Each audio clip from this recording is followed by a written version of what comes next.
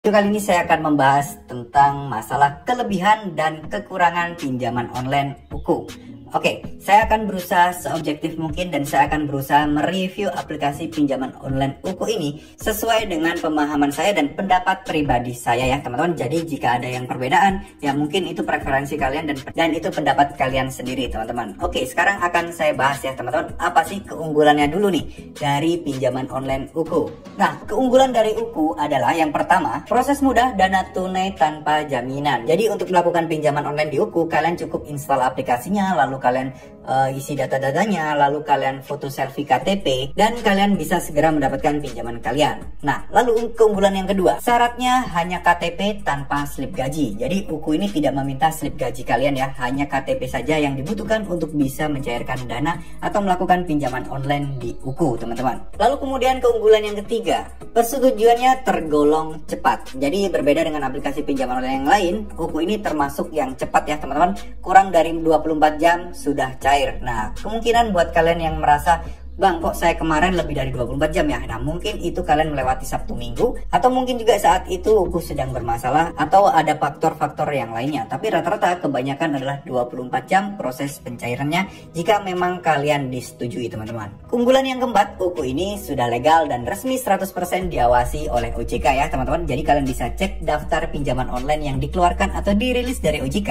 UKU ini sudah termasuk ada di dalamnya teman-teman. Lalu keunggulan yang kelima, tanpa dipotong biaya di muka. Nah, berbeda dengan aplikasi beberapa pinjol yang lainnya ya teman-teman.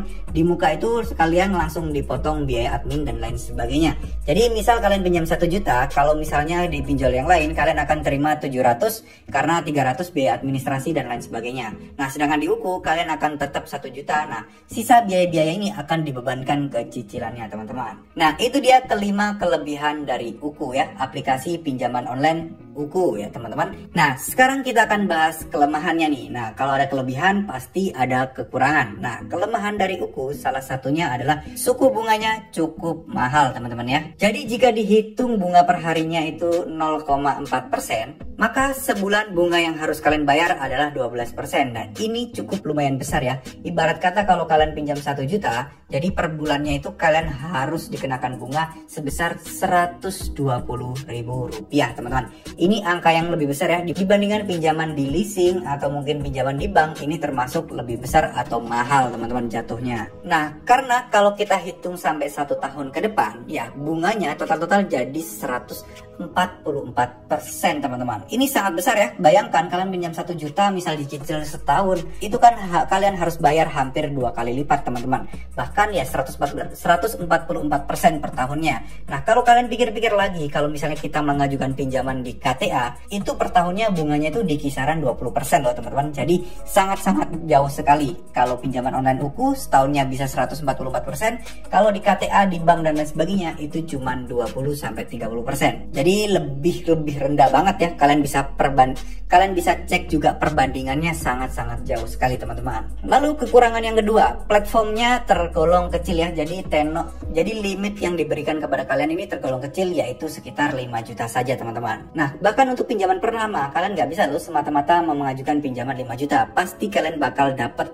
jumlah pinjaman yang kecil. Ini hampir berlaku untuk semua pengguna baru ya. Kalian jarang atau sulit untuk bisa mendapatkan langsung 5 juta itu teman-teman. Nah, kemudian kekurangan yang ketiga, selain limit yang kecil atau platform yang kecil, tenornya juga nggak begitu panjang ya teman-teman. Jadi tenor yang diberikan itu paling panjang itu rata-rata cuma 6 bulan. Nah, berbeda dengan KTA dan pinjaman yang lain bahkan bisa sampai 12 bulan teman-teman. Jadi ya memang nggak bisa disalahkan ya, namanya pinjaman online yang jaminannya cuma KTP kalian, selfie kalian dan lain sebagainya, dan mereka mungkin tidak mau terlalu beresiko untuk memberikan pinjaman kepada orang-orang yang mungkin belum jelas historical keuangannya teman-teman. Ya mungkin BI checkingnya bersih, slip OJK bersih, tapi itu pun karena kalau dia tanpa atau sebelumnya tidak pernah melakukan pinjaman online dan gagal bayar. Nah, bagaimana kalau pas pertama di UKU mereka langsung gagal bayar? Nah, ini adalah hal yang diantisipasi dari UKU ya teman-teman. Nah, kemudian kekurangan yang kelima, UKU mengambil data-data kalian. Jadi ada yang bilang UKU ini juga meminta beberapa nomor-nomor telepon yang ada di kontak kalian untuk bisa diakses dan untuk bisa dihubungi.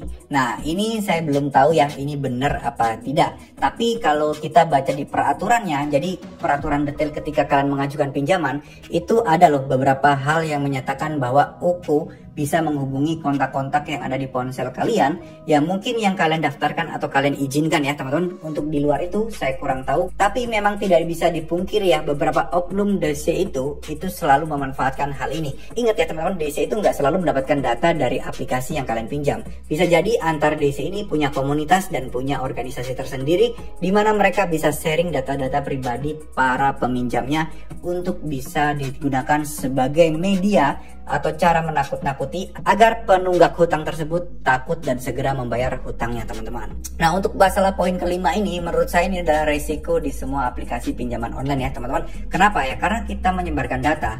Memang benar mereka diawasi oleh OJK dan gak bakal sebar data.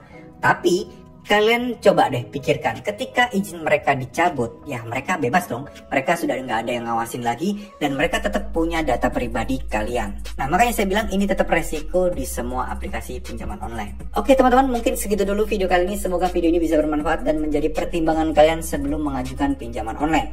Kalau saran saya pribadi, lebih baik kalian pinjam aja di tempat yang jelas, yang besar seperti bank atau mungkin rekan saudara dan lain sebagainya, di mana resikonya lebih kecil dibandingkan pinjaman online teman-teman. Ya memang proses pengajuannya lebih sulit, tapi kalau lebih aman kenapa enggak gitu ya.